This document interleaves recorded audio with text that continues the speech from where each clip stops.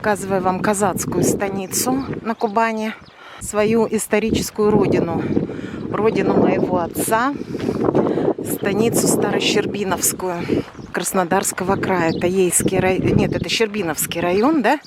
Это не Ейский район, но рядом с Ейском. И сейчас мы идем на рыбалку. Потом еще поснимаю продукты, покажу вам центр станицы. Станица зажиточная, с интересной очень историей. И станица Старощербиновская, она считается сердцем кубанского казачества. Родной запах, родной аромат. Если я сюда приезжала, считай, каждое лето с 3 месяцев, то считай, как родина. Домики, видите, какие? Это саманный дом, скорее всего. И обшит сайдингом или железом. Железом, да? Наверное. Кубанская станица пережила много всяких происшествий. Здесь ее в 30-х годах прошлого века окружали, морили голодом казачество, чтобы вытравить дух казачества. Очень много людей погибло, и до сих пор численность с того времени еще не восстановилась казаков. Характер у кубанского казачества непростой. Все упрямые, все очень воинственные. Казачество – это определенная каста, а кубанские казаки – это потомки Запорожской сечи. Хотя не могу обидеть никакие другие разновидности казаков, но горжусь тем, что мои предки именно кубанские казаки. Красота. Ну так вот вы со мной путешествуете. Не все по Турции, пока я в России. Москву вам уже показала, сейчас показываю Краснодарский край. Завтра у меня дела, а послезавтра планирую съездить в Ейск. Скучающим по Ейску покажу городок ранней весной. В этом году, наверное, там будет аншлаг в Ейске.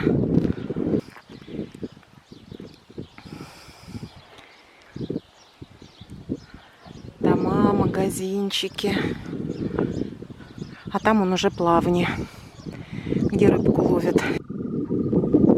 Я специально ничего не говорю, чтобы вы послушали звуки природы. Вон сколько рыбаков на реке Ея. Ну, это не река, это заводь ее.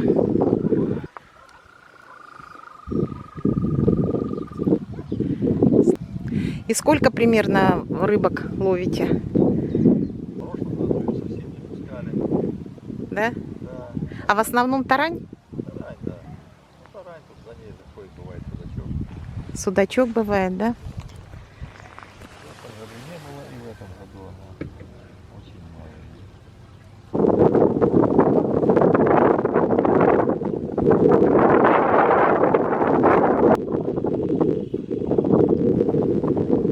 Коняка. Ковыль, камыш.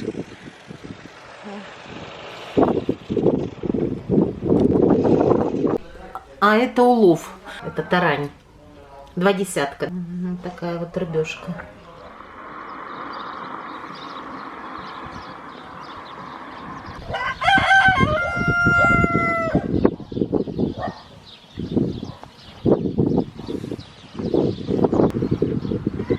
Видите, как оформлены домики, качельки тут. Это все потом расцветет. Вот на пенсию вам хватает? А мы, кстати, знаете, ну как вам объяснить? Мы же пенсионеры свое садим, что-то есть на зиму. Ну не голодаете? Всегда. Нет, нет, нет, нет. Угу. Может, кто голодает, но мы не голодаем, дай бог. Ну, а пенсию хватает на питание? Дети помогают или свой огород? Свой огород, трудимся, вот уже началась наша работа. А в станице вы коренные жители? Испокон века здесь живете или приехали отсюда? Нет. Я коренная, почти здесь, но здесь не жила. А Ивана Колыныча Черепню не знали? Нет. Знали, на Чкалова жил? Нет, нет, нет. Это мой дед. Да? Да. Нет.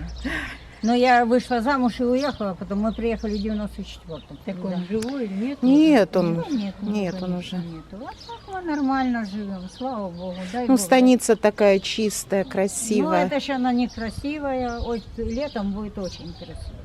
Да, Каждый зацветет. старается возле себя цветочки посадить, что-то сделать. Вот такие дела. Ладно, спасибо большое. Пожалуйста. Удачи вам, здоровья. Спасибо. Нам только здоровья. А больше ничего не надо. Постаралась вам показать родину своих предков, откуда у меня корни. Станицу я и сама люблю, очень даже аромат, этот запах станицы сразу переносит в детство. А вы пенсионер уже? А вас как зовут? Татьяна. Ну, чуть 9 тысяч пенсии. Как можно? Ну, а вы по своим хозяйством, да, больше? За счет своего хозяйства? Ну, сейчас знаете, как погода. Но это ваш дом? Да, Ну, хороший дом. хороший. Я думаю, что для пенсионеров очень хороший. Ну, а продуктов так хватает? Все с Хватает, конечно, стараемся. Ну, в основном, наверное, своим хозяйством, да? Ну, свое хозяйство. Сейчас картошку вырастила, она не хранится. Все обрабатывать надо. А вот поросята, живность Тут мало сейчас кто держит. мало кто держит. Чума ж была. В основном покупаете, да? Но мясо недорогое в станице? 330 было последний. Хорошее хозяйство. Ну, так вообще зажиточная станица, да? Я смотрю, богатая такая зажиточная. Из Москвы. Как говорится, Бог в помощь. И это центр станицы Старощербиновской. Сама рада здесь очень побывать, на родине своих предков. И вас хочу познакомить с достопримечательностями Краснодарского края. Стенд «Победа» с ветеранами Великой Отечественной войны. Посмотрю, нет ли здесь моего деда фотографии. Нет, фотографию своего деда я не нашла. Но он пришел с войны, весь увешанный медалями, орденами. Он был водителем, возил «Катюши», подвозил на передовую. Не увидела на этом стенде. Наверное, здесь не хватит места, чтобы всех героев Старощербиновки разместить. А это в центре станицы Старощербиновской находится часовня святого Стефана, местного святого, который здесь работал и священником, вначале учителем, потом священником. Видите, какая погодка сегодня чудесная. Удоды кричат. Чистый парк. Вечный огонь в память о воинах Старощербиновки, погибших в годы Великой Отечественной войны, защищая страну от фашизма.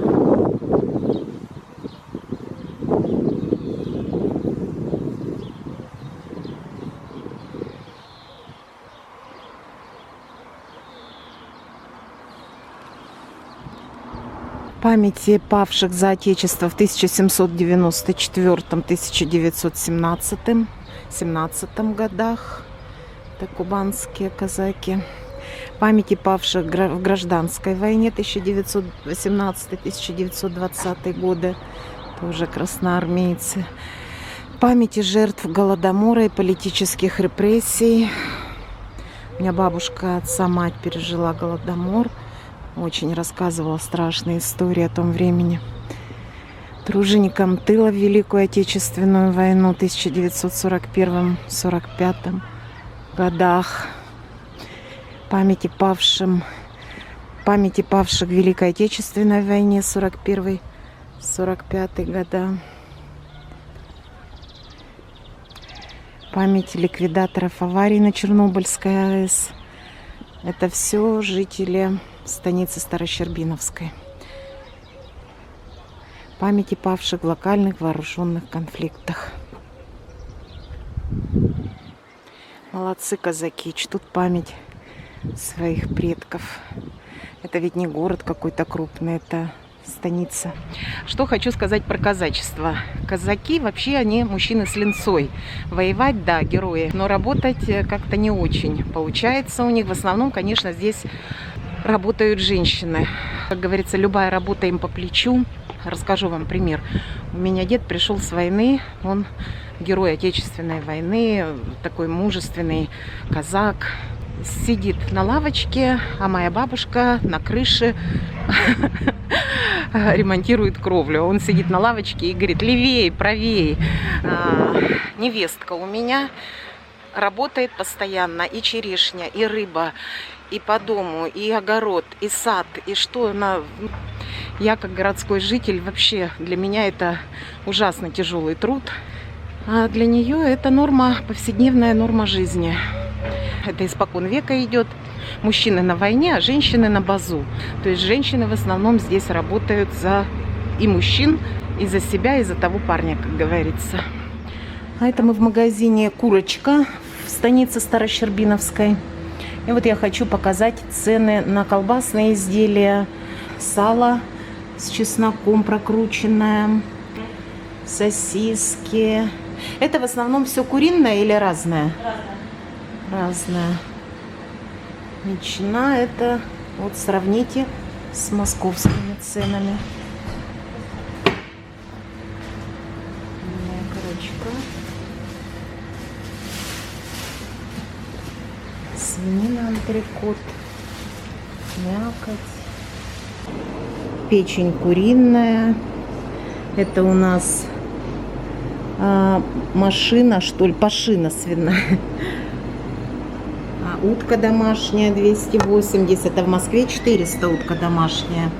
Я в предыдущем видео показывала вам. Видите, курица домашняя 250.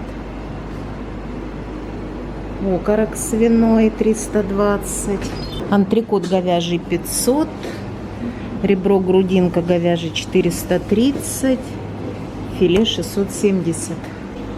Куры, крылышки подкопченые, килограмм 350.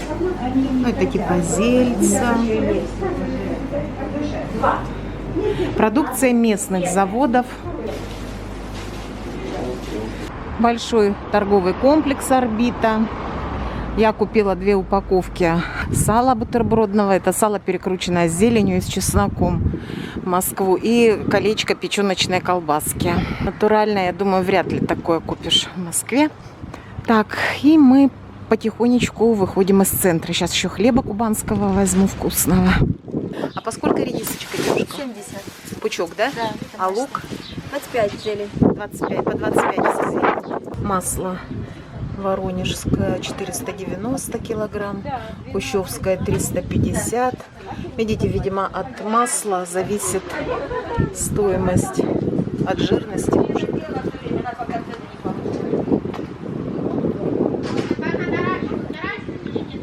Вот возьму, что в Турцию я уже прикупила в Москве. Это пшенку. Там такого не найдешь. Пшенку и перловку. Яблоки. А капусточка молодая уже у вас? Молодая. И сколько качан? 150. Один качанчик или килограмм? Килограмм там 110 рублей один. А банка с оленями сколько у вас стоит? 150. 150? Это помидоры, да? Это сколько тут? 1,5 литра? Или? Полторашка. А картофель в какую цену? Картошка 55 и 40 рублей. 55 и 40, а лук? 45. А орехи грецкие? Да? А, вот эти? Да. 60 грамм стоит, 60 рублей 100 грамм. Это местный хлеб, да, у вас? Щербиновский? Выпечка.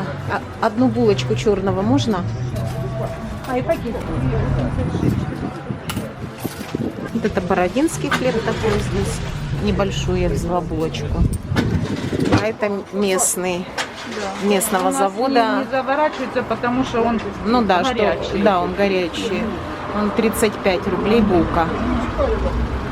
Это рыбный магазин в Старощербиновке. Видите, это соленая рыба.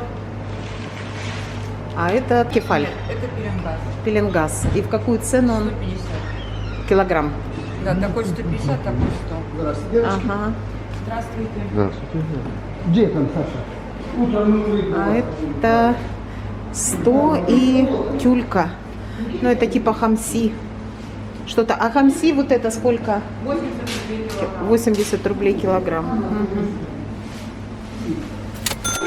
У меня сегодня у невестки день рождения, и я хочу показать Что приготовила наша кубанская хозяюшка? Какой у нас сегодня стол? Это у нас сыр местный, разные колбаски, салат. Танюш, какой салат? Мимоза. Мимоза. Это, конечно же, оливье, без него никуда. Рыбные котлетки, это из рыбы. Судачка. Из судачка. Арбуз квашеный. Квашеный, правильно же, да? Маринованный. Маринованный, ну, соленый, маринованный. Это икра черная, икра красная из загашников рыбацкой семьи, так скажем. И хочу показать еще в полуготовности. Это у нас будет сельдь под шубой, но потом покажу уже готовый вариант произведения искусства Танюхинова, когда Татьяна его украсит. Такой у нас стол в станице Старощербиновской в семье моего брата. Вот какие красотулечки привезли.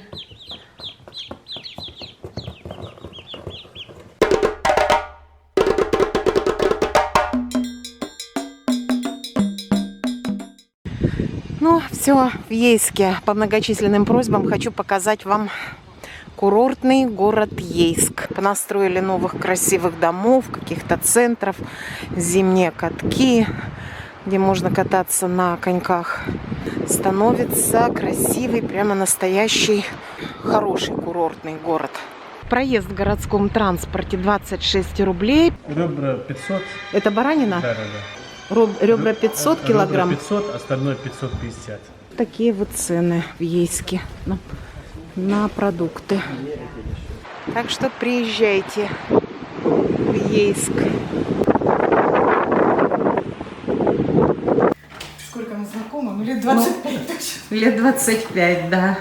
Это моя подружка, она в Ейске живет, владелица этого салона. Вот такая я красивая, благодаря моей Русе. Все, пока-пока. На Кубани весна.